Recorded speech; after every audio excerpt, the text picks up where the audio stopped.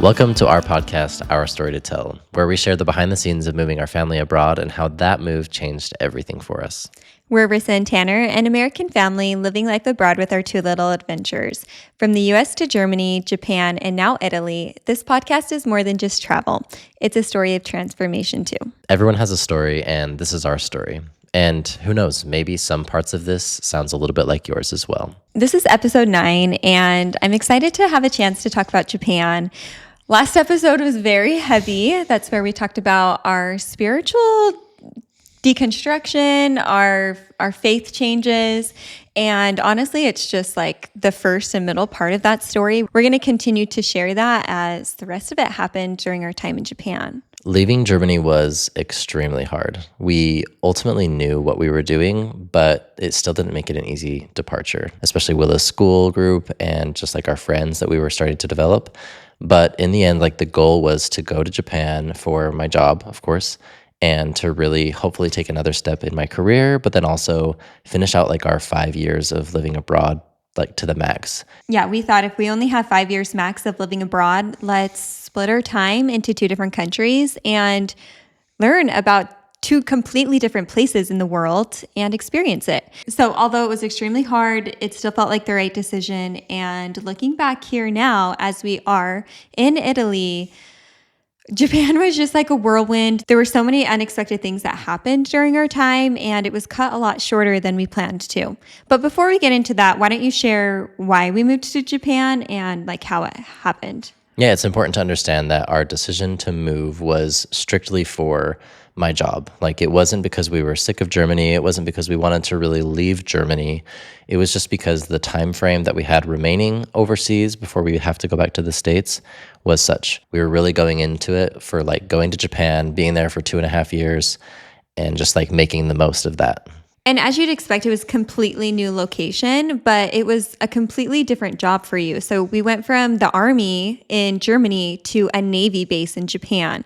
So in Germany, we're living in like the countryside in a very, very small German village that comprised of like 6 houses total. And we're headed to like one of the largest cities in the world. We ourselves are going to be living in the city. Not only that, but we're going to be living by the coast, which is something we've never done except for, I guess, our short summer in California. Obviously, we knew it was going to be a big change. Like we knew where Japan was geographically located and we knew how different it was going to be. But like you don't fully know until you're in the scenario. I remember flying over Japan. We were coming in super early in the morning, but it was light enough when we were coming in that we could see Mount Fuji like in the distance as like the plane was banking. So that was incredibly amazing to get a snow-capped Mount Fuji view. But then when you start to see like the metropolis of Tokyo and how it just stretches forever, like you couldn't see a start or a stop.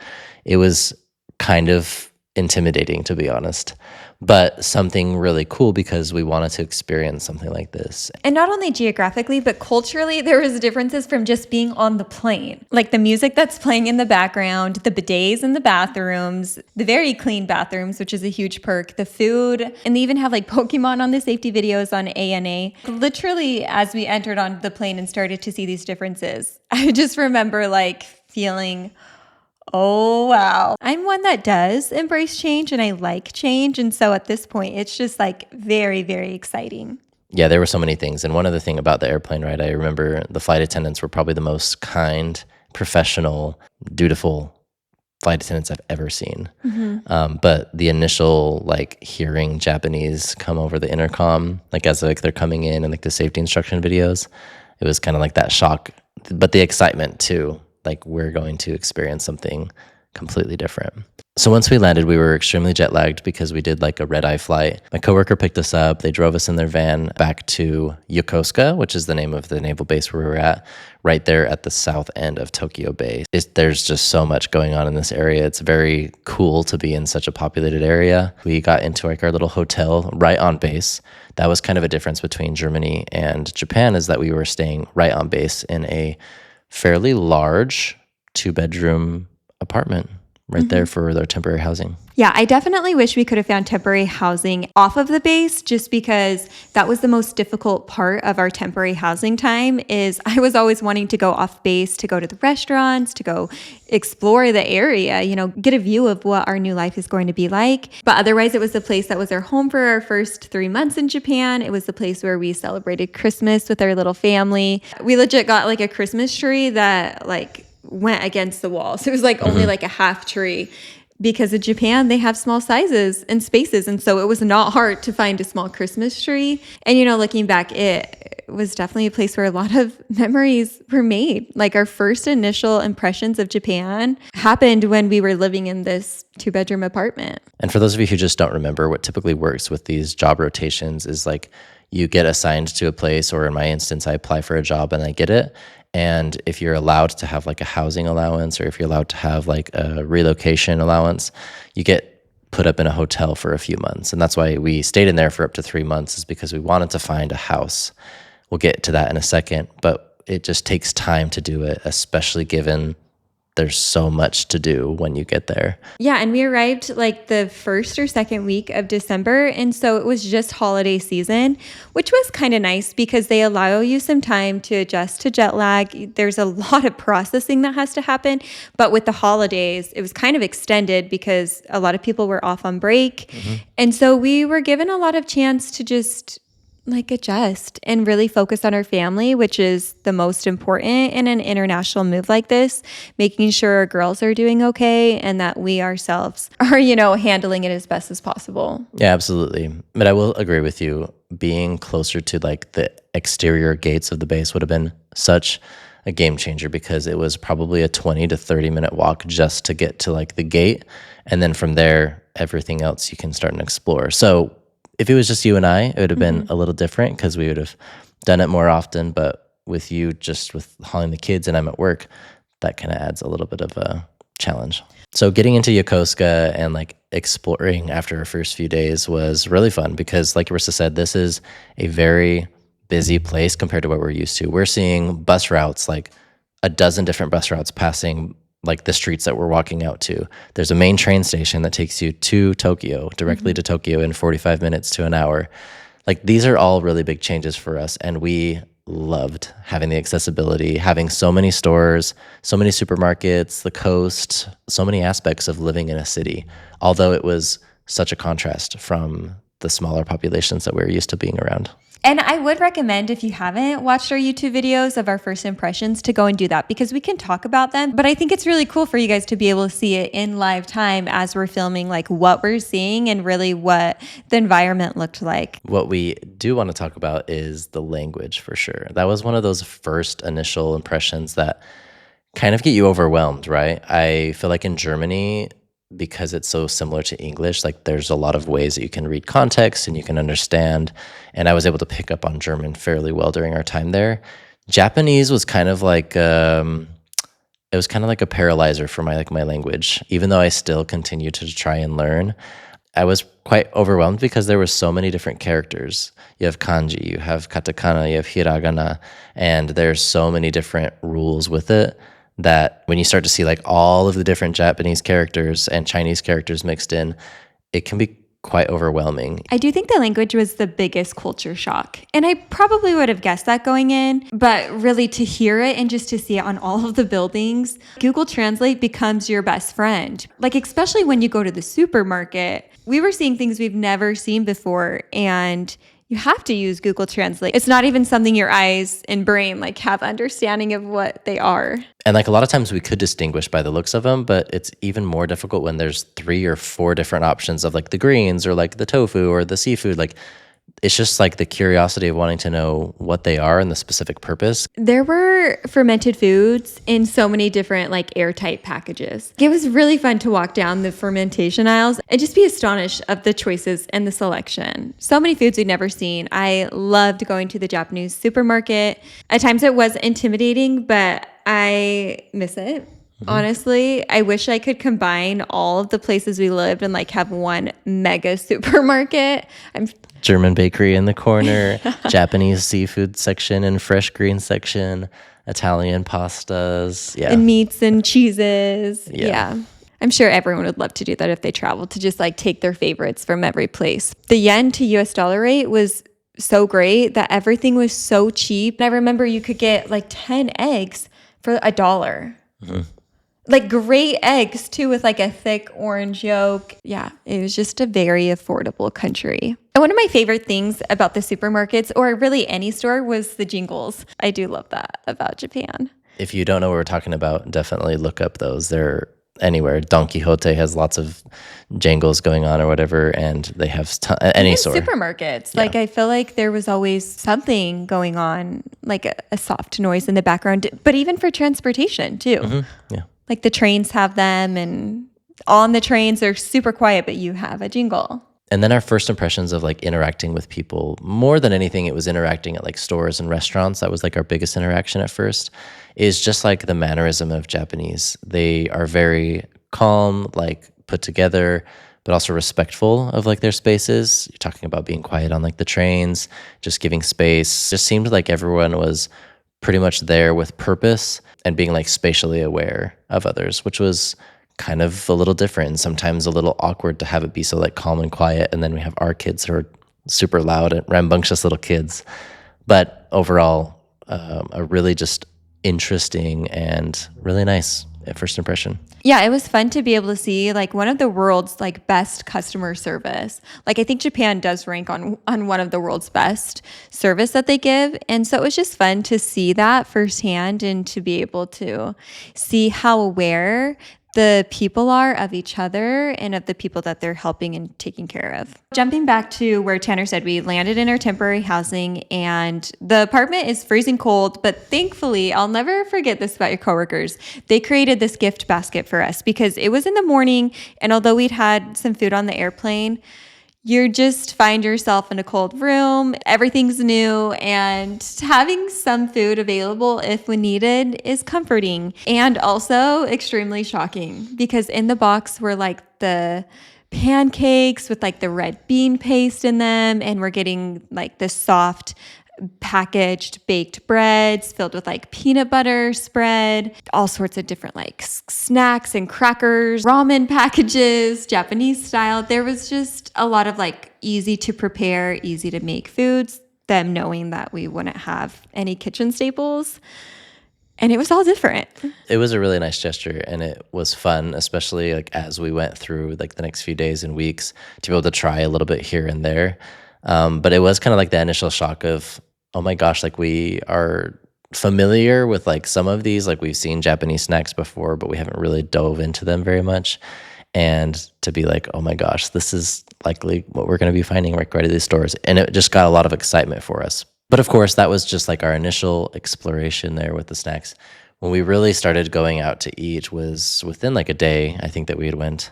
As soon as we could, honestly. Yeah, and our first Japanese experience was going to a yakiniku restaurant, which is a barbecue place where you have a little grill right in front of you and you get to choose all of the meats and all the vegetables and any other fixings that you have, and you get to grill them right there, which I would say is a really fun experience, and everyone should have an opportunity to do that if they're going to Japan. But I will say it was quite stressful with the girls, and it took a lot of time to cook. And one thing we didn't realize is that you have like a set time, and we had 60 minutes of when you can go in there. It's all you can eat, but of course you have to cook it and prepare it. And so one of us is with the girls, the other is getting the food and then trying to cook it. So it wasn't exactly like the most relaxing meal, but that was mostly on us and our preparation. Well, and mostly just because we have, what at this age, a barely turned 4-year-old and a baby, a 1-year-old. So we were just at the season of life where it's a hot fire. It's like a hazard. But otherwise, I love yakiniku. I think that's one of my favorite Japanese meals. And it's just fun to be able to cook it and to have that like hands-on experience. It's delicious. Japanese barbecue sauce. Oh, you better believe we left with like 5 bottles of it on our trip here to Italy. Yeah, I will say the food was still good even without the barbecue sauce, but the barbecue sauce did elevate some of them. But I really enjoyed this experience because you could sit down and you could taste a little bit of the food. And then if you wanted to get more and they were still available, you could do that. So I really enjoyed that aspect. Do you remember you'd have to pay for the food that you didn't eat? Yeah, you would. If it was above 50 grams or something like that, you would have to pay an extra 100 yen or something. I don't remember exactly the cutoffs and the yen amount, but that's nice because it's encouraging people to not take more than they need. But if they do, well, then they're going to still pay for the food and then some. Yeah, being raised as an American, I feel like we go out to buffet places and you see so much food waste. In Germany, I don't even think we went to a buffet style. Like, I don't think that's as common in Europe. But having it here again in Japan, I feel like they just approach it in a more environmentally friendly way. It's nice to see the consciousness on the food waste. Well, I feel like also really being able to listen to your body because you only are going to eat the amount that you want to. Here, it was still not the cheapest meal by any means, but it was still like comparable for what you were getting. Do you remember how much it cost? Because when you say that, I'm like, I feel like every meal was so cheap in Japan. I think I say it was a little more expensive because I think we paid roughly 13 or 15 per person for like the hour. And some of you would say this, like, that's US dollar, by the way. And I think some people would think, well, that's like pretty cheap, to go to a place and be able to eat for an hour, whatever you want from the menu.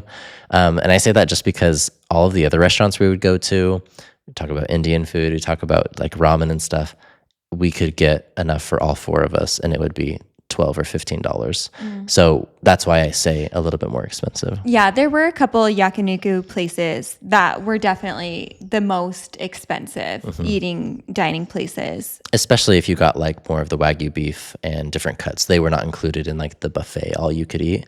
They had a little bit higher quality and a lot higher quality that you could pay extra for. Wagyu beef. That was really good. Yeah. And I remember that first food experience was where we had some of their rice within like just their rice maker. I always wondered, how are Japanese people making their rice? And they use rice makers. I don't know why that was such a surprise to me. I think they were maybe doing it on like the stove. Different method, yeah. Yeah, stove like method. using more of a traditional method. But their rice makers are like king and queens in that country, and somehow they make it to perfection. Like the fried rice, I remember being just so good. So good. And then our two other first experiences within like, I think just a few days was we had Japanese curry at Kokoichi, which is kind of like the McDonald's of Japanese curry from what we were told. And that was probably our least favorite of like the two options. And there's nothing wrong with the flavors. It was just different. This curry was, I don't know, like a deeper flavor, and like the spices is just a different profile. And then it came with tonkatsu, which is a pork fillet, and it had like the panko crumb breading on the outside. All really well prepared, honestly, for like a fast food restaurant. Still great service there as well. Well, when you say McDonald's, I feel like you have to be defensive because I don't love McDonald's. So I feel like it's probably like the Chick-fil-A of the curries. Everyone loved this curry Sure, chain. but I just have to say, as far as like popularity, that's what someone told us. Yeah. was that it was Popularity. comparable. But I feel like quality, it was like a highly rated chain. I will agree with you on that. Yeah. Sushi. Our first sushi experience was really fun. We went to a conveyor belt sushi restaurant, which is something you've just got to try if you're in Japan. Just get to take your time on really thinking about what you want and then order as you want. So if you want more, great. Order it again. If you loved this, order it again. And our girls, of course, had a blast with the food getting delivered that way. We had a fun time trying new things that we'd never seen before. Like, do you remember trying the baby squid for the first time? Yeah, it's kind of strange to see it. Like, I've had squid before, but I think just having the tiny squid like we were, all prepared, all fancily and stuff, was a little bit different. The one that I remembered the most was the sea urchin, because I've heard a lot of people say you either love it or you don't. And we tried it, and it was kind of like a more mellow flavor than I was expecting, so I wasn't like turned away from it. But the texture was definitely different, not like one of my favorite textures. What I did really like was the seared tuna. That was really well prepared.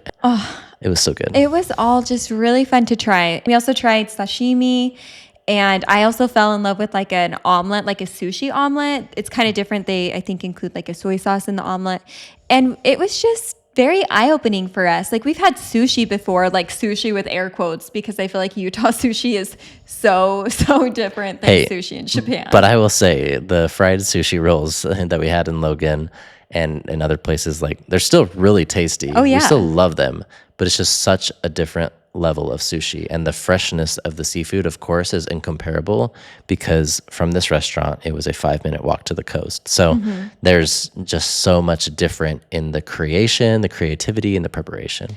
Yeah, and if we were looking for the Utah sushi, like these deep fried rolls with cream cheese, avocado, I couldn't find them in Japan, even when I looked for it. So Japanese cuisine was not a surprise for us. We knew we were going to love a lot of it and have so much variety, but we didn't expect to run into some amazing Indian cuisine. And we took full advantage of that as well. There's one restaurant specifically right outside of the gate, really close to my work, eventually close to like where we lived, that we went to quite often.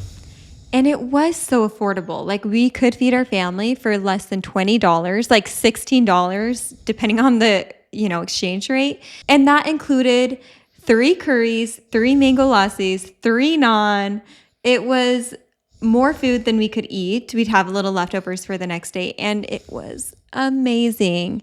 A lot of it is like a northern Indian style, which is our preference when it comes to curries and how they're prepared. And there was a lot of Indian restaurants. So to round out the Japanese food, Willow would be ashamed if we didn't mention ramen and gyoza. Those were very common, frequent stops. Like there was even a place right in front of like the supermarket where you could just order. I think it was like called King Gyoza or something like that. And you could get a lot of them for just a few dollars. It was so good. The flavors were amazing and we miss them so much. Willa asks for ramen at least once a week, if not more. That is her favorite food to this day. Yeah. So here we are. Of course, we spent more time than we probably needed to talking about food, but that was a highlight to Japan. But soon enough, we started traveling and living so close to Tokyo. Of course, we were so excited to go to the big city. And it was really only an hour to like an hour and 20 minutes train ride. Our very first time in Tokyo was very touristy. Like if you're coming from abroad, you want to see the top highlights. That's kind of what we did. And it was all really fun.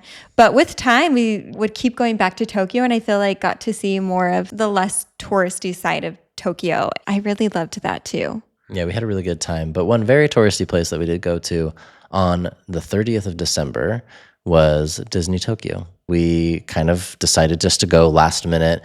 Rissa wanted to get up early and go. And I was like, why? We're like still adjusting. Let's just go have like a more relaxed time.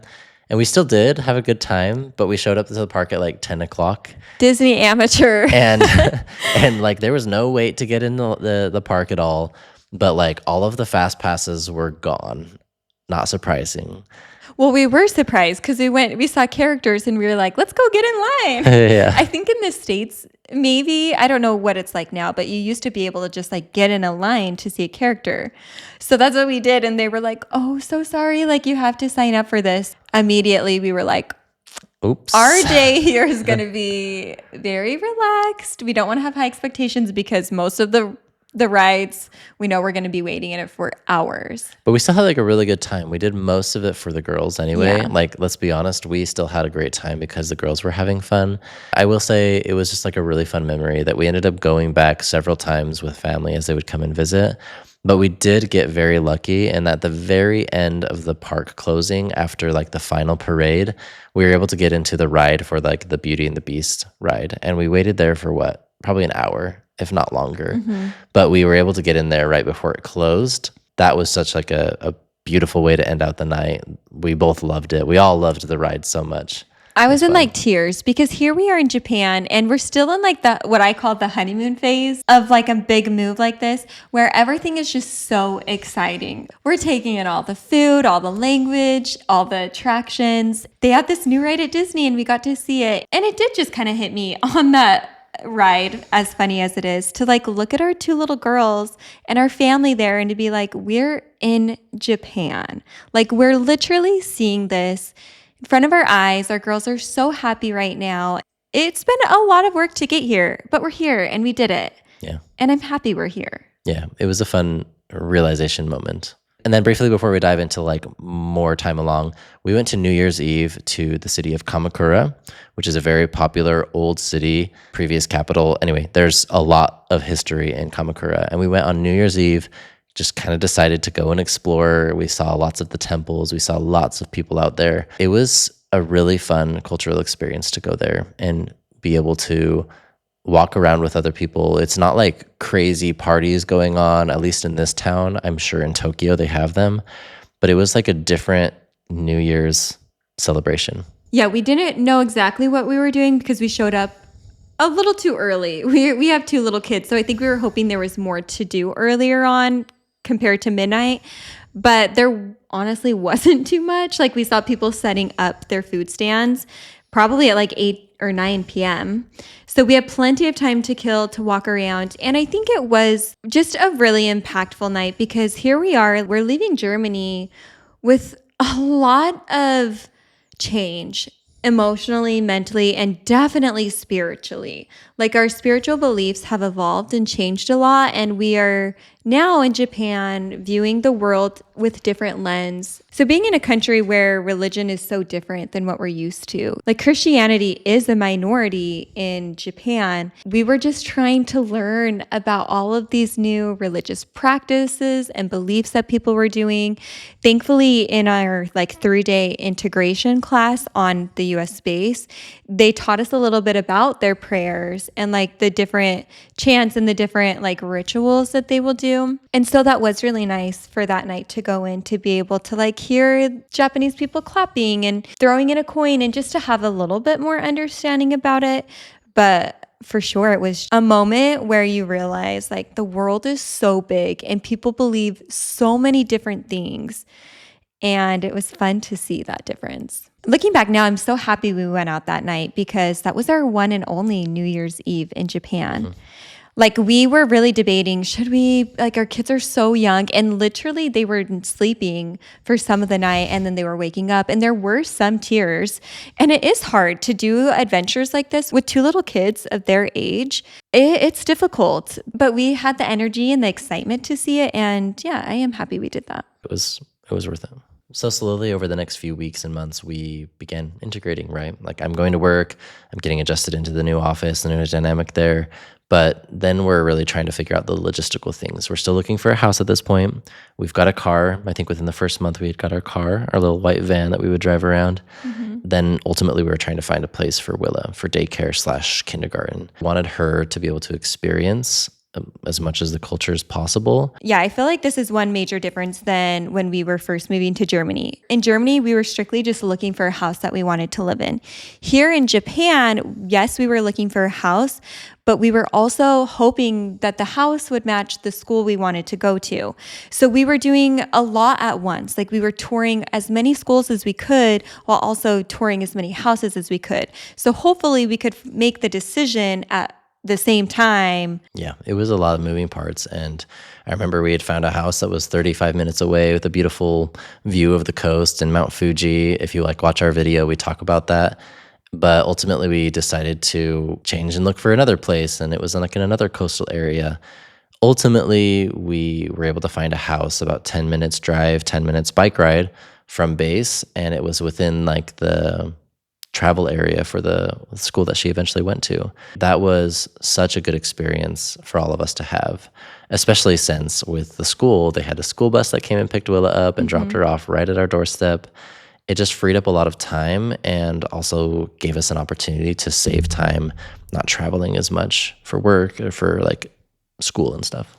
Yeah, but both of those decisions were really heavy on our hearts. Like finding the house was way harder than it was in Germany. So I feel like when we talk about how hard it was of a decision to just in general move from Germany to Japan, I feel like this is where things are starting to feel a little harder for us in Japan. This decision is going to really affect the rest of your time there. Yeah, it's a lot. So before we moved into our house, I made it a goal of mine to make friends very early on in Japan. So not even 1 month. And I have a couple friends that I'm meeting up at the playgrounds on the base. In Germany, I felt like at times I was a little isolated just because the place that we lived was away from most other Americans. I knew Japan was going to be culturally so different and the language would be a huge barrier. So my approach was different than others. In Germany, it was like, don't talk to Americans, get integrated, become German.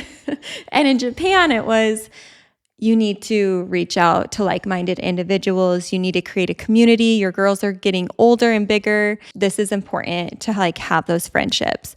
And we did. And it was really nice to be able to have that. That's one thing I'm like very happy about with our time in Japan. So we want to talk about a few things we really enjoyed about the house in Japan. And Japanese houses are quite different. You can get like the more antique looking, the more traditional houses that have lots of like wood, and they have lots of unique furnitures and like tatami mats, like the woven mats, and like the sliding paper mache doors. We liked some of those homes that we saw, but with the young kids, we were kind of steering away because we didn't want to deal with like hundreds of dollars of replacements and stuff. And we were leaning towards more modern, which we came from in Germany. So the house we found, honestly, was like a really good size for us and our size of family. And it came with a few things that we were quite surprised about. Particularly, we loved like the bathroom. I mean, who doesn't love a Japanese bidet? They are the best, world class. And I definitely miss my heated toilet seat. Right now in the wintertime, that's probably what I'm missing the most. Our Japanese bathroom had like a shower door that you open up, and into it, you'd think maybe you're going into like a shower. And you are, but they're like different. It's like a standing open section for a shower, and then the bathtub is like its own section, and everything's waterproofed. Everything is heated, ours at least. Like you had buttons on the outside that you could have like hot air before or cool air. It was fancy, more high tech than we had ever expected. And you could even have, I think, like a clothes drying setting in there too. Just because the humidity levels changed during the year. Like there was a lot of features with it, but we loved the settings. We can't really not talk about the bathrooms without talking about Japanese drains in the bathroom and then also in the kitchen sink. Yeah, and I actually really liked them because you have like these little mesh nets that you can buy at like the dollar stores or whatever, and it just does a really good job making sure no food is going down the drains. Whereas Rissa didn't really care for it because hair and conditioner and everything else would get caught in them, and that's like one of your least favorite things to do is to clean drains. I didn't like them at first because we were buying mesh bags that were just too small. So yeah, conditioner wasn't even draining down. So it was just annoying to like take a shower and be like, I'm standing in now like water. But in the end, I did come to love them because it did make everything clean. You just have to be used to it. Yeah, it's just like 2 seconds to clean it out, replace it. But like most things, it just takes an adjustment, right? yeah, but it was well designed, and so many aspects of it we really loved. And then just like with Germany, we were blown away by like the waste disposal and found out that so much here is recycled as well. So we had different days of the week where you had different things you could take out, and you had like these big green mesh nets where you would put your waste under on the day that it was. And if you didn't, you could tell who didn't because the birds would rip it apart. Like we were next to the coast, so there's like seahawks, there's crows, there's lots of other different birds. It was just really cool. Like even despite putting all the trash not in like bins, but like on the ground, bags on the ground covered with the nets, places were really kept clean. People were like very good caretakers of the area because they were like every 100 yards or 200 yards, there would be this area for people to put it in. But like the different levels of recycling was crazy. There was like a 10-page notebook that they would give you that would like break down what goes where. So it's just really cool, next level.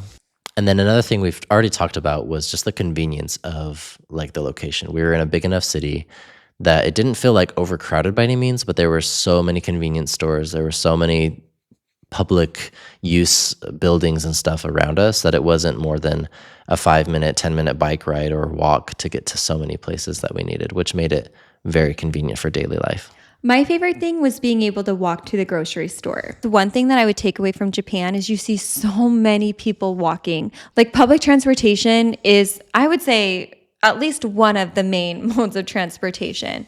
And then walking, they're walking to the train station and they're walking home, they're walking to the stores. Of course, there was a lot of cars that we still saw and we had one ourselves, but it was just so refreshing to be in yet again another country. Germany was like this way where the diet and wellness industry is still there in different ways, but when it comes to like gym culture, it's so different than America's gym culture.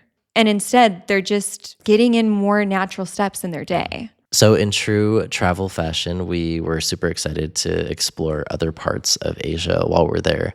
Now, albeit Japan as an island, you have to fly to get to any other country, but we still wanted to take advantage of some of the US holidays that we had. So, we did. We flew to Taiwan for several days and we did a really fun experience that honestly sparked a lot of memory for our like backpacking trip that you and I did before we had kids. Yeah, this is the first time since we've had kids where I feel like we really felt like we were backpacking again, but doing it with our girls. Like travel in Europe for us just felt different. We stayed at a tea farm plantation. That was amazing, where we're just staying with the locals, learn about the traditional practices and just how it's evolved over time and how they make oolong tea. And for us, it was fun because it was a new country. So we're getting to see a lot more like Taiwanese, Chinese influence and getting to learn about another Asian country. Yeah, it was just like a really fun, reminiscing feeling to go and eat with the family that we were staying with. Also, we were able to go to like lots of nature areas, national park, got to go on hikes and just like really dive into like a different cultural experience there. We went over the Lunar New Year, so that was for sure a highlight, was seeing all of the lanterns rising in the sky. One of those magical moments, if you watched our backpacking trip, this is what I like deem. These like special experiences in my head are magical moments. It's hard for it to not be when you're just seeing like your kids experience this world, and to watch it from their eyes was really magical. Not long after coming back from Taiwan, your parents actually came and visited. They have always been very eager to come and visit us in the new place we've been, which is now 3 countries. They're so supportive. It's awesome. And we had a really good time with them. We actually went back to Disney Tokyo with them and then convinced them to go to Disney Sea as well. So we did back-to-back days at amusement parks. We definitely timed it better with all of like the fast passes and everything. And although it was winter and colder, it was still a really fun time. Where we live next to the coast, it was nice because although it did get cold, it didn't get like that cold. So it was just nice to be able to like go out on a sunny winter day. Key sunny. A lot of the winter days were very blue skies and it was just happy. Yeah, it was just like a nice different change that we were used to in Germany. And even sometimes here in Italy, like the number of sunny days that we had experienced there was quite nice. And it was very nice to, like you said, be able to go out on walks and have a light jacket on or whatever. And that lasted like a very temperate time of the year, lasted all the way up almost until June. So it was very fun to have such a long stretch where it was like decent weather. Mm-hmm. I'm really happy my parents came when they did because we didn't know it at this time that our time in Japan would be cut short. So it was nice that family was so eager because if not, like they might not have been able to see us in Japan. Mm-hmm. After a honeymoon phase, there's always a lower phase. And we talked about this during our time in Germany because it happened in Germany. And here we are, it's like 3 months in and it's happening again in Japan. This time was a bit more difficult, and we did talk about it a little bit in one of our videos, kind of like this, what did we get ourselves into moment. And it wasn't because we were doubting our move entirely, but we were just recognizing so many different changes and shifts within us. Part of it, which we've mentioned several times in like our previous episodes, has been religious deconstruction. We didn't share so much about that at the time because it was kind of a difficult moment. It was difficult to try and go through those.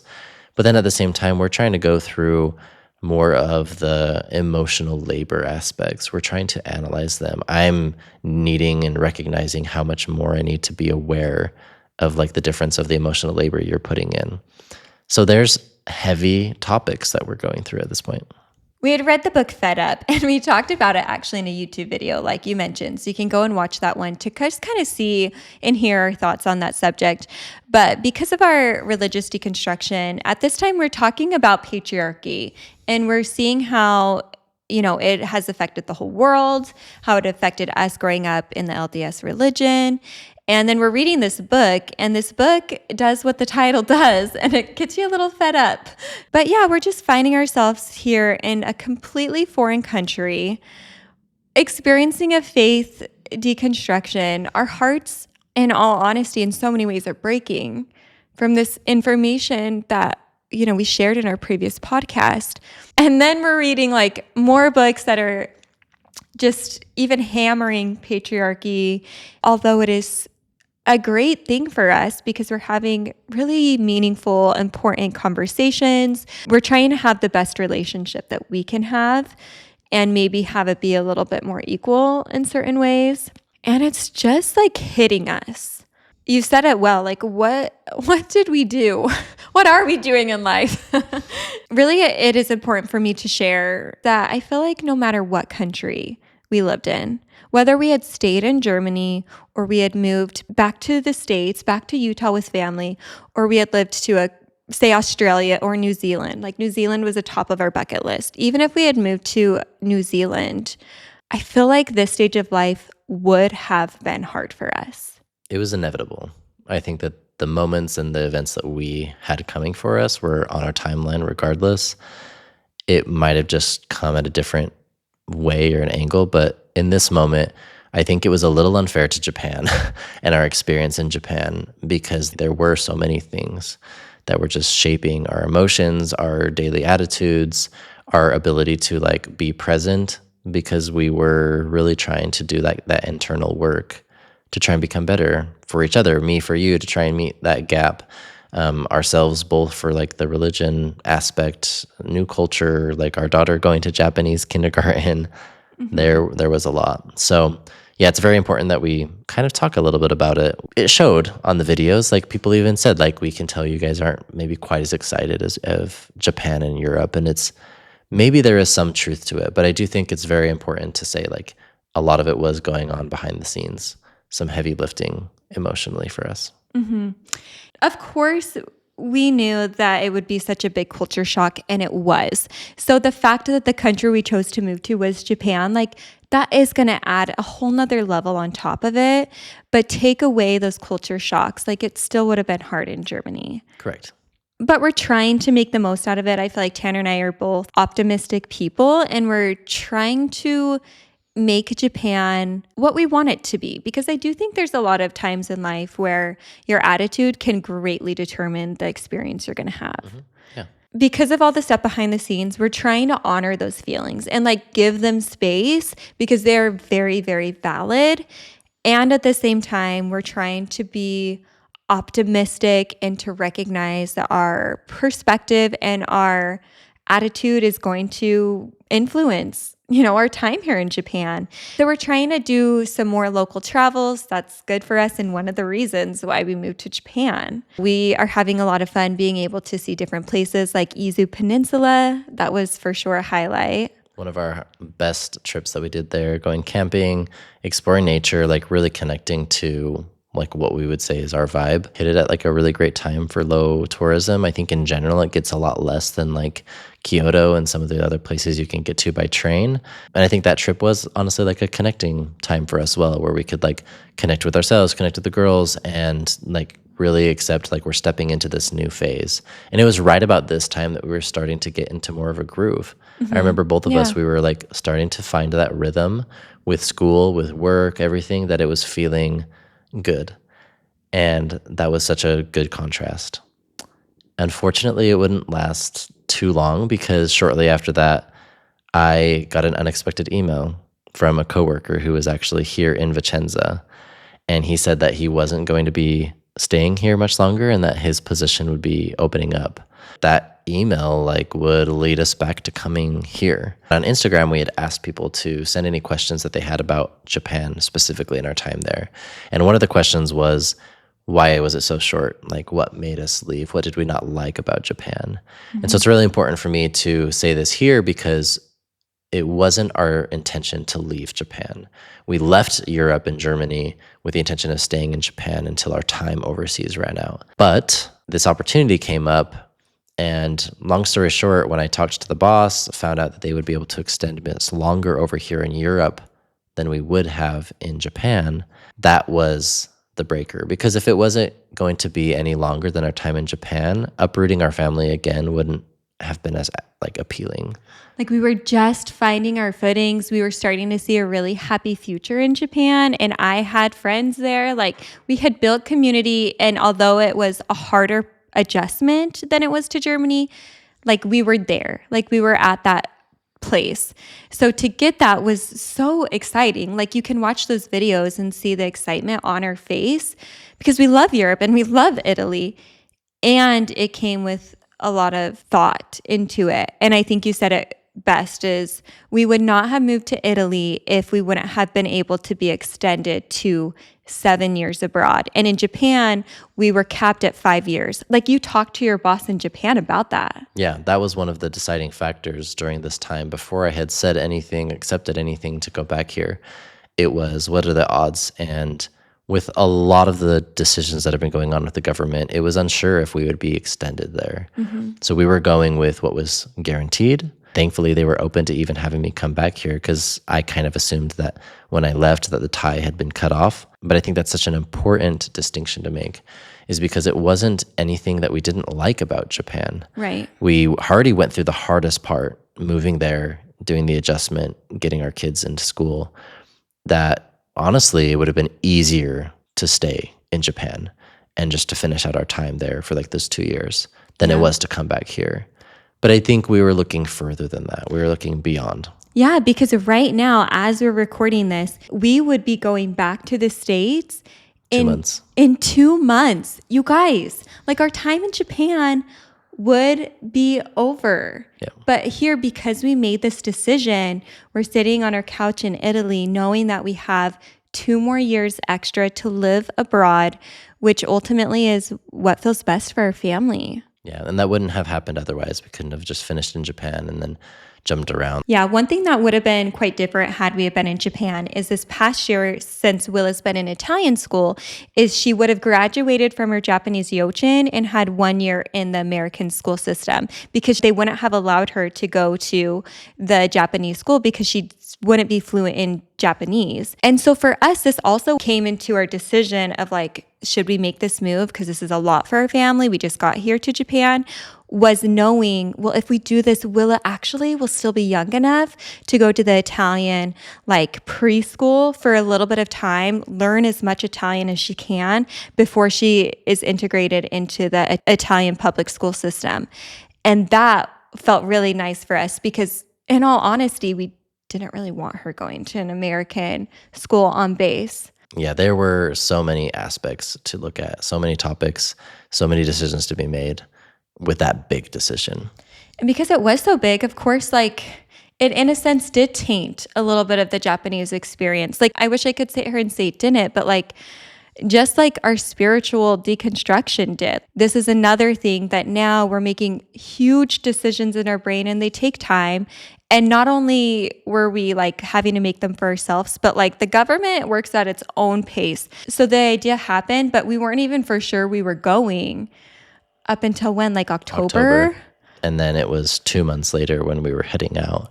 And along that way, there have been so many mistakes made and financial impacts, et cetera. Like not trying to say like poor us, because by any means our ability to do this has been huge, but it did come with a lot of hardship and a lot of emotional drain. So since we've mentioned it, let's talk a little bit about Willa's Yochen experience. So Yochen is Japanese kindergarten. Like we said, we found a place that was relatively close by. They picked her up, they dropped her off. That was super huge for you. Ultimately, she loved so many aspects. She loved the food that they had there. She loved her teacher, although skeptical because it was a boy at first. Yeah. But she had such a great time and really caught on quite well to like the language. And I think it was really putting her on like a really great course track for just like responsibility, like confidence and doing a lot of activities. We loved so much of our experience that we had there. Yeah, her Yochen was a private Yochen, which is very normal, even for locals there. Like most of the kids are going to a private Yochen. They're very, very affordable.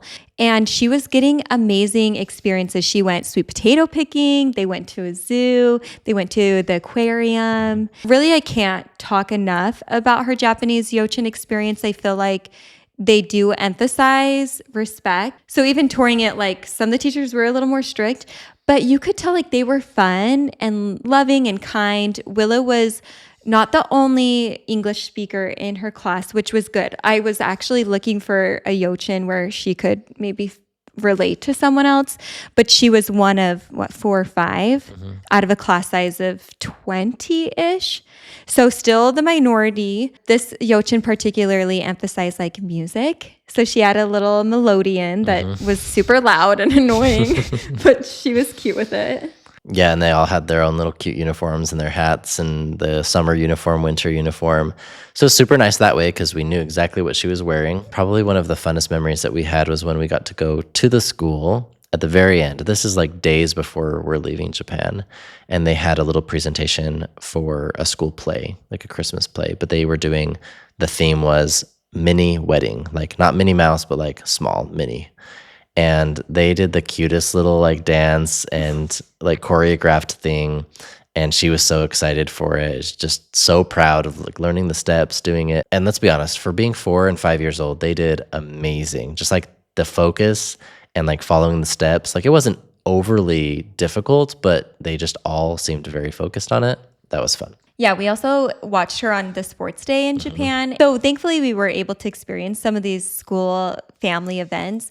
And it's just so eye-opening to go to them because you just see how like independent these young children are. It's impressive, honestly. And it made us just feel proud. And it was hard to leave Japan. Like, not to jump too far ahead in the story, but going to her school events and being able to meet more of the parents of the kids she's becoming friends with did make leaving Japan also difficult. Like, I did shed tears over leaving. But we're not there yet, so let's talk about Japanese summers and how hot they were. It was more the humidity that was the kicker. Like temperatures would get pretty hot. Like I think we had several days like in the 90s, so like high 30s. So no joke, like it's still definitely warm, but the humidity was the most difficult thing because it was everywhere, inside out. And you go outside and you're just immediately sweating because of the high humidity. And not to mention the cicadas as well. So like you have blistering hot, high humidity, but then you also have the very loud and annoying cicadas everywhere. Very, very loud. I remember going to like a bike traffic playground and seeing all these kids catching them and putting them in these insect boxes. I was shocked to see how big they were and just how many. Like there were so many. Overall, I feel like summers were as hot as we were told, just because you'd walk out and immediately be sweating. Like a shirt did not stay dry. Yeah, and it didn't matter if you were in the shade or not. Like in Utah, we grew up, you can go in the shade, and it was significantly cooler, and you could stay cool and cool off there and dry. But here it was like, it didn't matter where you were. If you were not in an air-conditioned room somewhere, it was very hot. And so thankfully our house had air conditioning, but then you also had to worry about mold because if you had the temperature too cold, the temperature difference would cause the house to sweat, and mold is like no joke. Like you don't want to mess around with that. We probably spent over $100 easy on like all those dehumidifier packets and hanging things. And especially when we left on a trip, which we did go to South Korea during the summer, earlier summer, but still we were like so cautious of that to like place all of these moisture absorbers everywhere. Yeah. One thing that was constant was dehumidifiers. Like they have them built in like the AC units on the walls, but we were always told to just buy separate ones and use them because they were more effective. And we did. And it was like 2 times, 3 times during the day, you would fill up like a 4-liter bucket of just water that was there to try and like reduce the humidity. What did surprise us though is like seeing our neighbors. Again, this just goes to show like the difference of living and I guess what you're used to and what you're willing to do. Fortunately, like my housing allowance allowed to pay for utilities, so it wasn't as big of a concern for us. But like our neighbors across the road, like these old ladies would have like their doors wide open during the summer, little fans going on. That's kind of like a harsh reality to sometimes face is like other people are doing it. Other people are persevering through like these difficult heat temperatures, high temperatures, even in an age that might be like dangerous for them. And, you know, here we are, you know, sometimes complaining of how hot and sweaty it is, but then thankful that we have like air conditioning. But no joke, like the summers were crazy. And I think if money wasn't always like an issue, I think most everyone would want to have it be at a more comfortable temperature. Yeah, we hear people complain about the heat here in Italy, but for me coming from Japan, I feel like it's very manageable, and last summer didn't seem that bad to me. No, we were very happy. People had said the humidity is really bad here, and we said, we just came from Japan, so Yeah, it's we not bad. we survived with no dehumidifier, so it can't be that bad. You just have to make sure to air out the doors every day and make sure you get some good air and fans going around. So just to name a couple more highlights of our time in Japan, we hiked to Mount Fuji with my sister and brother-in-law. We stayed overnight. Yeah, that was a really fun adventure. We got a babysitter, which was a fun experience they always still talk about, but kind of hard for us to make that decision. That was the first night I've ever stayed away from Noah. So like that's always big as a parent to be able to have your first night away from your baby. And even for Willa, other than like being family watching her, it was our first night away from kids. But what do you do when you're in Japan and you don't have family around? Like that's always an issue for us when we travel is, you have to build your community to be able to have support, to be even able to go on a date. We were able to go and hike Mount Fuji. Just an incredible experience to do something for that long, go and hike one of the most famous mountains in the world and do it with your sister and our brother-in-law. And really fun memories there. We had a lot of other fun ones. Like your parents came to visit us and we went down to Kyoto with them. Had a very like cultural experience there. Kyoto's really cool. Mass tourism has hit Kyoto though, but it was fun to kind of see what the hype was about. But actually, as I'm talking about this, we actually went to Utah before your parents came. You guys had planned to go and take advantage of visiting your grandpa who wasn't doing well. And because we knew there was a chance we were moving to Italy and several other factors, I decided I wasn't going to go. But then my grandpa got really ill and then he eventually passed away. It's just one of those moments where I made the decision to book a flight that same day that I found out that he passed away, which happened to be the same day you guys were leaving. Yeah, hopped on a flight and went back for the funeral to be with family. And I was only there for 7 days. Was I there for 8? But it was a very quick turnaround, a very difficult time. I look back and I'm very grateful that I went back to be there for my dad and for my family. But yeah, like it was, not gonna lie, like it was a lot, just emotionally draining and physically draining for it. And I had to come back because I had a work trip planned that I'd been planning for some time. And I got back the day before that happened, and then I turned around and went on a flight up to northern Japan. For us, unfortunately, some of the reasons we've been going back to visit family is because of a death in the family. And honestly, I'm finding myself a little emotional right now because that's one of the hard parts about living away from family. Is like that reality that people are growing older, people are changing, and you're not there for some of those last moments, And it is hard. And I remember even as we were saying goodbye to my family, getting ready to move to Germany, like we were crying in the vehicle and I had said like, you just don't know the last time it is you're going to see them. And that was one of the hardest parts about saying goodbye to family. And honestly, it's a very valid worry and a real thing when you're living away from family. So for anyone listening that is in a similar situation and you're not by family, like we feel you, we hear you. It's hard. Obviously, in the end, you have to weigh what most aligns with you and what you want out of life. But that is like the biggest con, is being away from family. Yeah, it was a heavy like time, of course, adding on to the fact that we think at this point we're pretty confident we'll be moving again, the second time in 1 year. So we're trying to like take advantage of seeing what we can in Japan. Shortly after we got back, you guys got back from Utah, we actually took off and we went to Sapporo and we went to Hokkaido. That's the island, the furthest north, the biggest of the islands, furthest north. And we wanted to take advantage of seeing this area that is nature, like a nature's lover area. And that was an amazing time as well, getting to road trip over there for a few days, getting experience hiking up mountains again. You're trying Hokkaido ice cream. Yeah. My favorite. I miss Japanese ice cream so much. And I'm living in the land of gelato. Like both are amazing. And Hokkaido ice cream is also great. You can also miss that one still. Yeah. Yeah. But yeah, all of this time, like we're trying to take advantage and make the most of our experience in Japan still, while we know that the time was limited. And again, it's like this conflict of like, do we slow down and like just really enjoy things locally? Do we try and see things, further away? And ultimately it was a good blend of both. Like we got to do some local experiences. We got to do local fireworks. We got to do celebrations, birthday parties with friends, eventually doing a birthday party for Willa. Like there was still a lot that we were trying to fit into our time being present because, yeah, the time was running short. Yeah, it was hard to not fulfill more of like the Asia bucket list that we had when we moved to Japan. Thankfully, we were able to see Taiwan and South Korea and experience life in Japan. We're so happy and we feel so incredibly grateful we were able to have those experiences, to experience a German life and now a Japanese life, two vastly different lives. What a privilege in life to be able to experience that. And in the same breath, like we did have big hopes. Like we were going to go to the Philippines with my grandpa. My great grandpa was a prisoner of war located in the Philippines.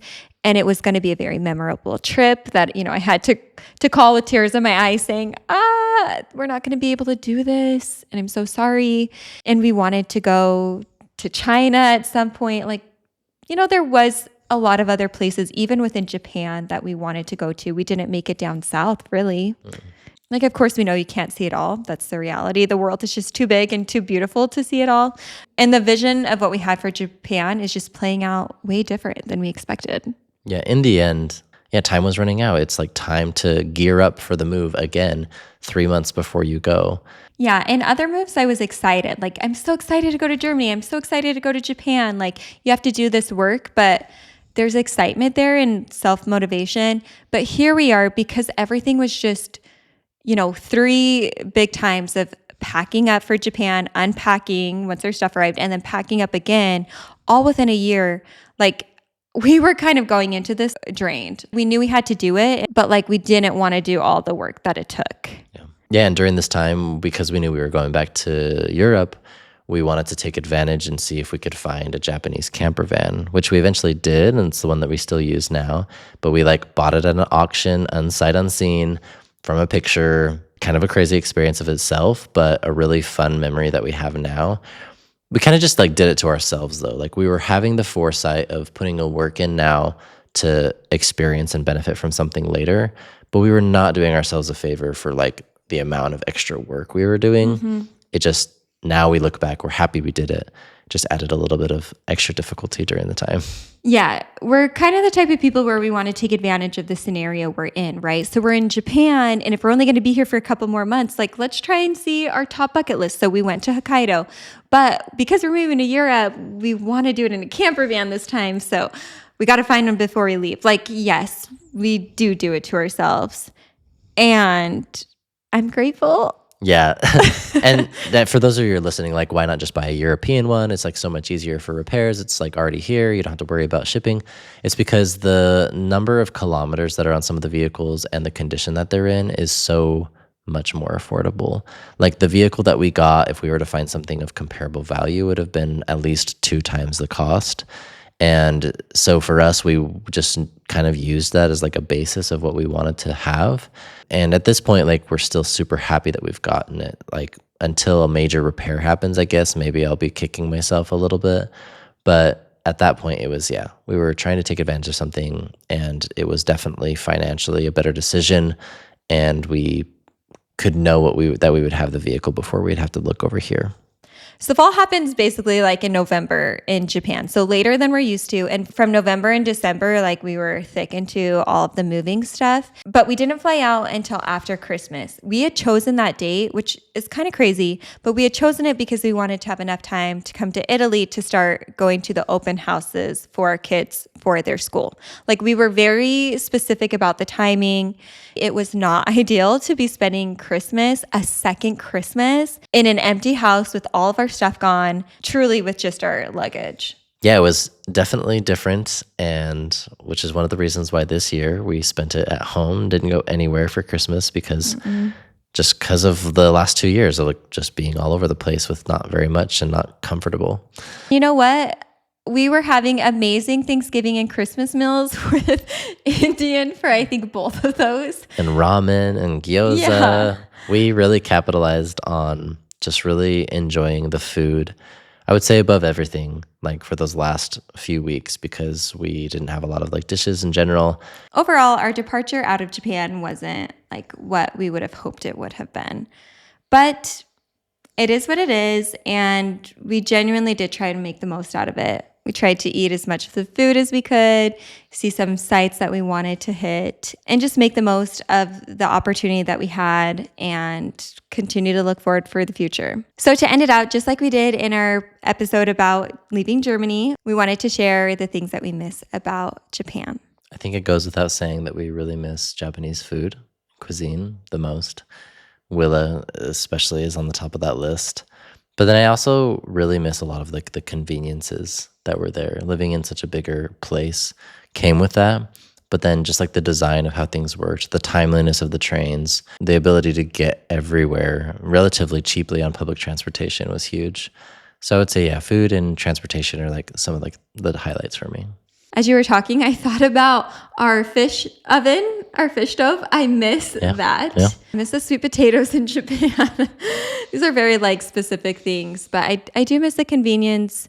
I miss being on that side of the world. Like I love living in Europe and I love how accessible and close all of these different countries are.